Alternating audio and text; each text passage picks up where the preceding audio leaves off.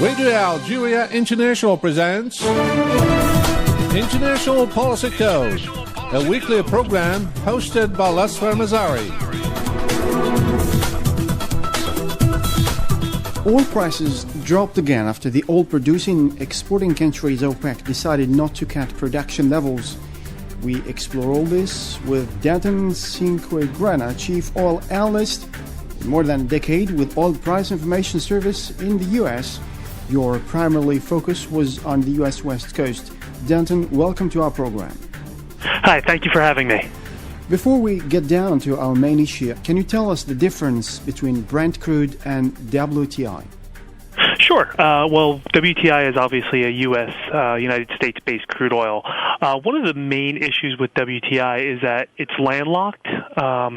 It's the Cushing oil hub is based in Cushing, Oklahoma, so it's not easy to get the oil into and out of. There's pipelines mostly going into it to fill up that storage hub, but over the last couple of years, there's been a bottleneck there, and where it's gotten difficult to get that oil out of there and into the market to the refineries on the U.S. Gulf Coast, where you have your highest concentration of U.S. refineries. Over the last couple of years, you've seen that a debottlenecking process happen where more pipelines have been reversed. Instead of taking oil to Cushing, they're more or less moving oil away from Cushing and into the Gulf Coast refineries. Mm-hmm. The Brent crude oil is a North Sea Brent, the North Sea. It's considered a quote-unquote on-the-water crude oil, and the Brent crude contract is considered the kind of the global benchmark. So a lot of times when you see investment banks have reports, there's going to be a lot of referrals to the Brent crude price. OPEC will pay close attention to the price of Brent crude. That's kind of the global benchmark for crude oil, while WTI is more of a U.S. benchmark. How about the history of oil prices? Oil prices have historically swung from one extreme to another. It takes years for price signals to change exploration plans and production levels. That is true. And there's been theories in the past called peak oil, saying, the world has reached its peak production, and that from here on out, production is only going to decline. That's been proven wrong. But again, the peak oil theory was one of the factors that helped us get to close to $150 a barrel back in 2008, which kind of triggered a big recession here in the United States, along with other countries in that caused the big run on banks, and really caused some recessions, not just in the U.S. but globally. But with that said, yes, I certainly agree with that statement that the oil markets are volatile. They'll go from big swings to very high prices to what we're seeing now, very kind of low prices. I mean, what has happened from June of this year to now has been just absolutely stunning, and really the last time we had a move like this was back in 2008, when we went from $150 for WTI back down towards almost $40 by the winter time. But the major difference is at that time it was severe macroeconomic headwinds. The concerns of demand concerns were this time around it's more of a supply issue, not necessarily a supply issue, but an oversupply issue. Back in June, the main concerns were what was happening with Russia and Ukraine, as well as ISIS moving into northern Iraq. Those two events helped push prices, well over $100. In the case of Russia and Ukraine, the main worry there was that it was going to spill over into other regions of the planet, and perhaps bring other countries into a conflict that has remained mostly more localized. Meanwhile, the concern in northern Iraq was with ISIS, obviously, and their move towards the city of and taking the city of Mosul. The concern there was that the ISIS would be able to move into Iraqi production and export facilities and really wreak havoc there. However, the problem with that is that most of Iraq's production and exporting facilities are in the southern part of the country, and they never made it too far south. So once the market kind of realized, and now granted these threats are still there, but the market has since realized that they're not imminent threats as we may have thought they were in June. Well, that brings me to the next question. At the oil-producing exporting countries OPEC meeting in Vienna last week, the cartel decided to maintain all production levels. Well, WTI crude oil prices fell to nearly 63.72 in the aftermath. That's a 37.8% drop since June. OPEC decided to pump at the same rate. Why? I think what they're doing, and this could be I think what they're doing is doing a short-term pain for long-term gain. Some of these OPEC producers have some of the cheapest production costs. So what they're trying to do, at least what it seems like, is that they're trying to, instead of protect price like they have in the past, they're deciding to protect market share and try and crowd out some of the high-cost producers. Some of the costs in the U.S.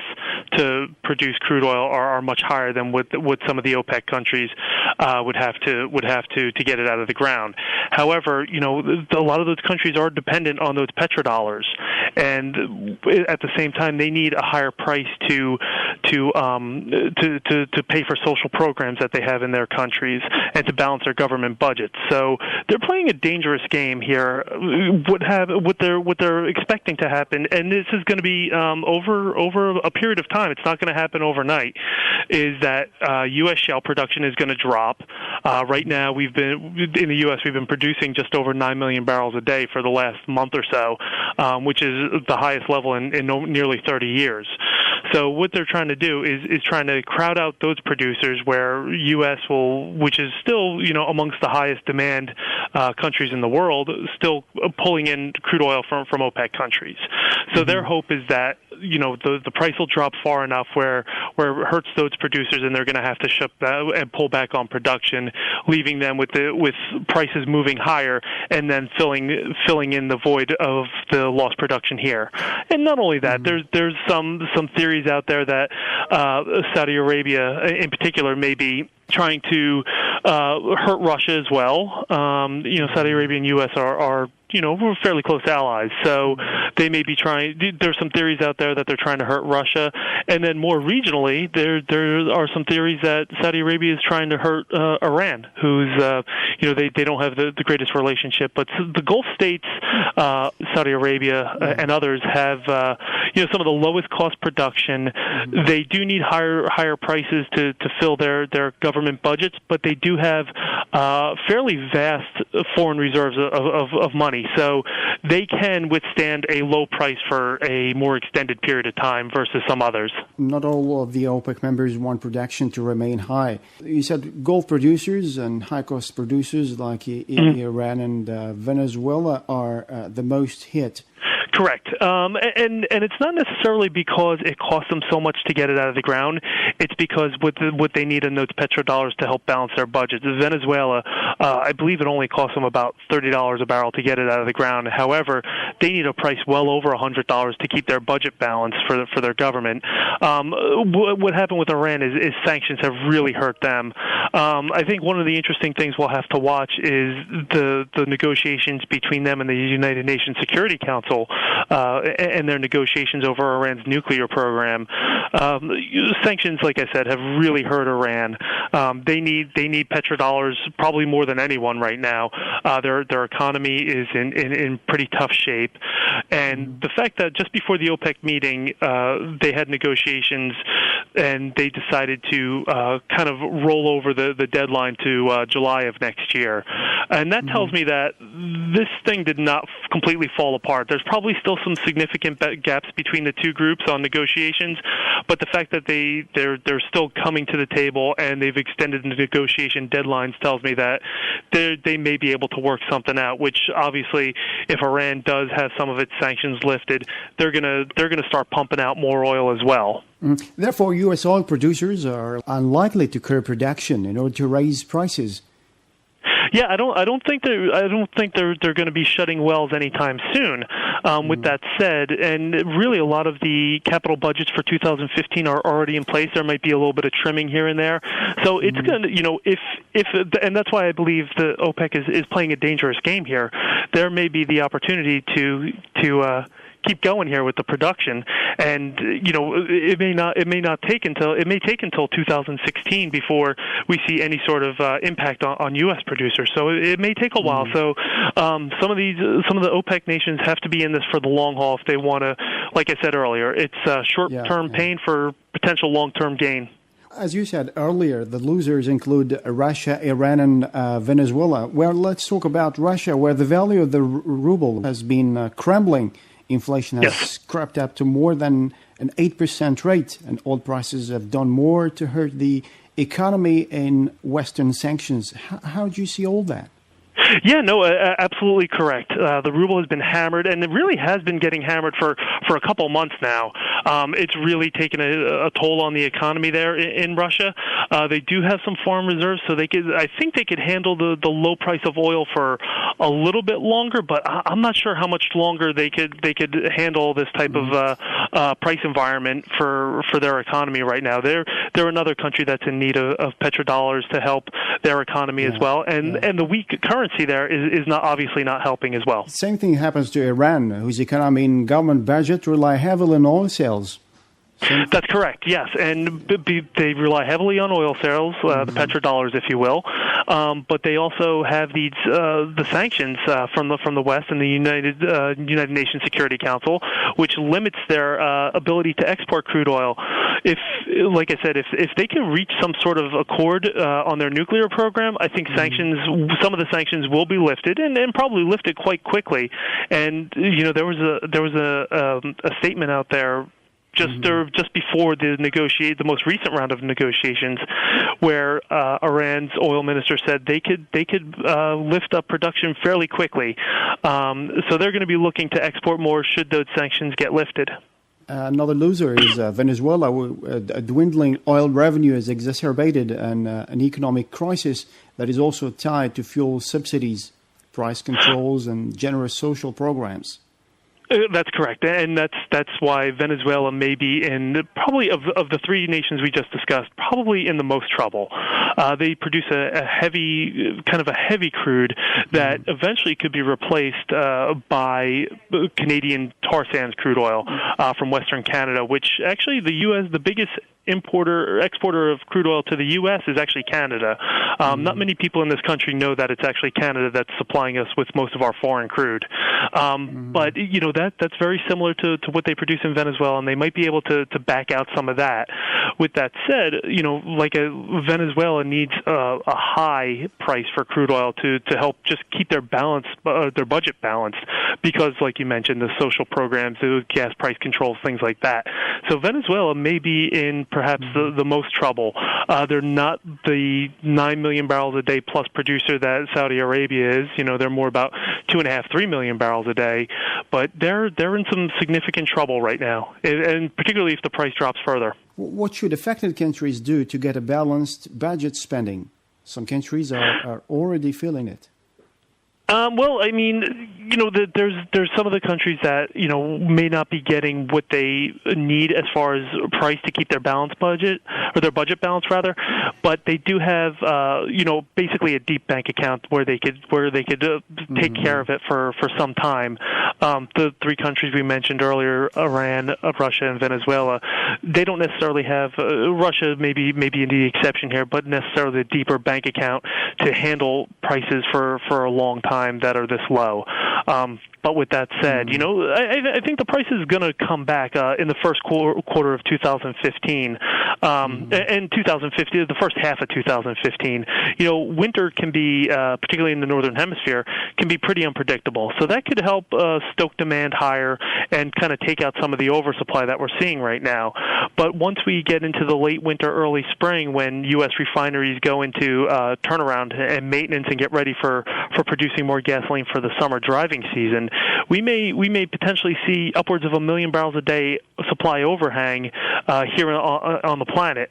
One of the other things that we need to keep an eye on is Europe. Are they going to be able to, kind of fight off a recession, which it looks like they're doing, but they're toeing the line right now. The other one that everyone's keeping an eye on is China. Well, they've been growing at a very strong pace, but that pace has slowed down in the last several quarters and maybe about a year and a half. So the Chinese economy, while it's still growing at a rate that an established developed economy would love to grow at, they're not growing at the breakneck pace that they had been in the last several years. Well, Denton, how about the winners? I think the winner right now is the consumer, particularly drivers here in the United States. Gasoline prices at the retail level are at the lowest price levels they've been in some 4 years. So that's been probably the biggest winner in this whole round. Refineries are paying a lower cost for their crude oil, and again, they're kind of passing on that savings to the drivers, where prices are, like I said, the lowest they've been in several years. So I think, and again, the economy as a whole has the ability to grow because the U.S. economy is very much based on consumption. With people having more money in their pockets, they're able to go out and purchase a little bit more. Maybe take the family out to dinner, buy a few extra holiday presents for their children, maybe buy a new TV or something like that, and that all feeds into the economy. So I think those are the biggest winners, at least here in the U.S. The producers here are obviously, because when we first started hearing about the fracking and the shale revolution here in the U.S., that was lifting crude oil production. The price of pulling it out of the ground was assumed to be about $70 a barrel, but through technology and techniques over the last couple of years, that price has been able to drop a little bit. So while prices are still below $70 a barrel for WTI right now, their cost to pull it out of the ground is not as big as it once was. So with that said, yeah, they're still making money on pulling it out of the ground and producing crude oil. Their margins are just not as wide as they had been. Well, do you think moving to alternative energy sources is a clue? I think moving to alternative energy sources is still out there. I think there's still incentives to do, things like solar, particularly in places that are obviously very sunny. Biofuels are another part of the mix. Here in the U.S., we have some pretty aggressive CAFE standards, meaning the amount of miles per gallon a car would get going forward. And that has helped actually kind of whittle down demand for gasoline here in the U.S. Those targets get more and more aggressive, and alternative fuels are going to have to be part of the mix to get the U.S. to those aggressive targets that are coming in the next 10 years. Well, a question facing investors, companies, and policymakers is how oil prices will go and for how long. Well, that's the million-dollar question for everyone. I would expect we stay weak through the remainder of the year, which is not much, obviously, but into early next year, unless we have a pretty substantial winter like we kind of had last year. Last year, winter in the northern hemisphere was pretty rough. That could help create more demand. But again, without any sort of production cut, maybe from OPEC and maybe some cooperation from non-OPEC producers, I do see a supply overhang, and that's going to keep pressure on prices for the short term. Probably back into the second half of the year, we see prices start to inch up. But I think the $70 to $75 range is kind of what we're gonna average for the next probably year or two. Okay, Denton Cinquegrana, Chief Oil Analyst, thank you for being with us. My pleasure. Thank you. Thank you. Bye-bye. All right, bye.